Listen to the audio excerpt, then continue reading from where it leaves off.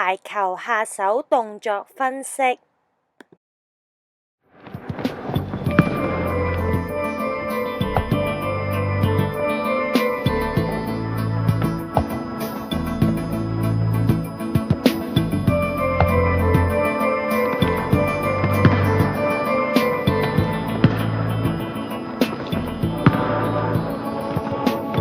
好，停一下。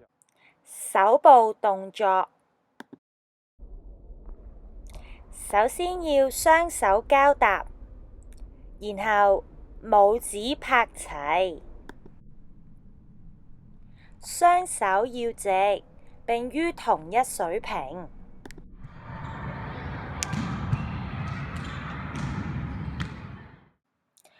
腳部動作，重心腳向前踏，手置於腹前，雙腳微微屈曲，並準備擊球。喺擊球嘅時候要蹬足。正確動作示範：上身前傾，重心靠前。